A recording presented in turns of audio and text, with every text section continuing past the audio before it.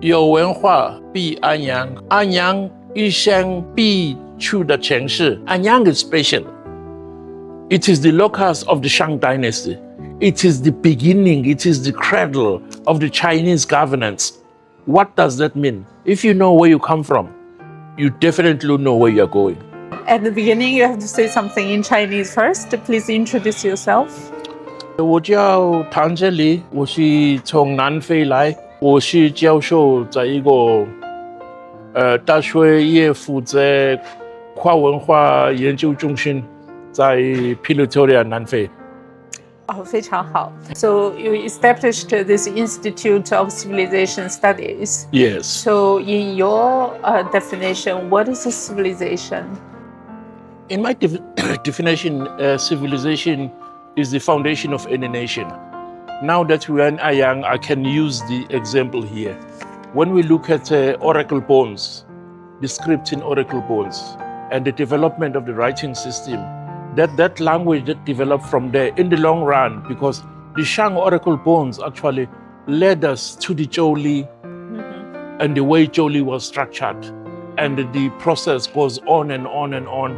And we've got lots of paradigm shift like Song Yuan Ming transition, and you have the transition during the Qing, and you have the transition, a bigger one that we don't talk about, in 1949. That's created the People's Republic of China. And another yet transition, it was in 1978, Kaiko Kaifang, opening up and reform. And I think China is still on that track. But if you read books like I Ching, its definitions, and you look at the oracle bones, you see that there's a red thread of continuity in the Chinese people. The preoccupation of Chinese people has always been about unity, how to unify China.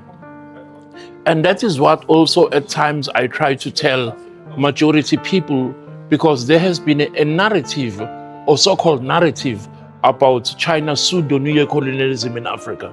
And I'll tell them most of the time that the concept of being Chinese, the concept of China as a nation, and the constellation of the thought patterns of China, the interest is to keep China as is and continue its culture. So I wade away those fears of neocolonialism. I could imagine what the visit means for you, for such a sinologist who has been interested in the process of civilization continuity. Exactly. And this is also a very good word, because there were many forms of many kind of civilizations. Yes. But some of them perished, some of them stand still. Exactly. And so Chinese civilization, as we understand, is one of the few civilization forms which always continues. China has adopted since long ago the process of trial and error.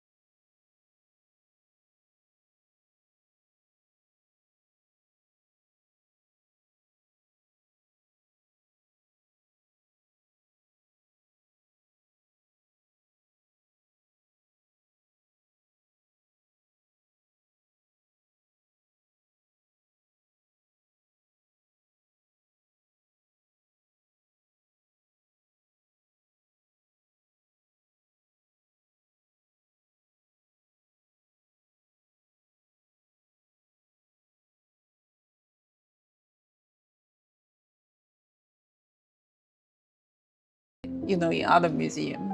The buffalo. The buffalo. The buffalo, considering that it was Shang Dynasty, the technology and the skill that went into making that buffalo, that it can open, and the animation that also, it is representative not only of itself as a buffalo, it's representative of power, it is a representative of regal states of the palace. Yes. What's your favorite thing in Anyang? What's your favorite place? Like, what is most impressive in Anyang? In Anyang. That question is unfair, but I'll try and answer it. Because, when you come to a place for the first time and you get things that you're not aware of, although I knew what I was going to find. You don't know where to start. Like, I want to deepen my research. But with what I saw here, it's like there are many trails of my research that are opening in my head. But yes, we've got relics in the Yinxu Museum. I love most of them.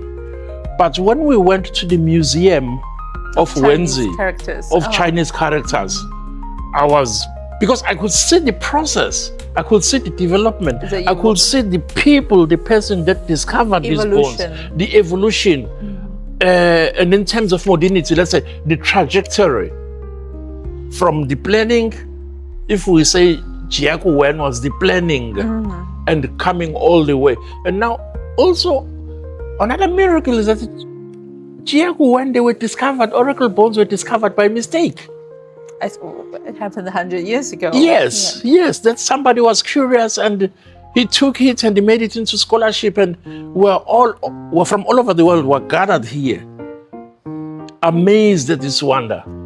So also shows human initiative. Wonderful, wonderful. Yes. If you recommend Anyang to your friends, your students and family, and what would you say about it? How can you persuade them to come? I don't need to persuade them, because I'll say, I've got parallels with Anyang in my own country, in South Africa. In Johannesburg, we've got the cradle of humanity, where the first bones of humanity were discovered, where paintings on the walls inside caves. So when dignitaries and tourists go to South Africa, they want to see that place. And I can easily say to them that not only China is a genesis of writing and printing, but China is a genesis of their own writing that is continuous until this day. Nobody will not jump on that. But me as a teacher, or as a professor, and as a director of the cross-cultural, cross-civilization research institutes, I'll bring my own people to Anyang at least once a year. That I'll definitely do. Are you sure? I'm definitely sure. Okay, wonderful. Then young people will be so delighted to see you again year by year. Definitely. Something has to happen.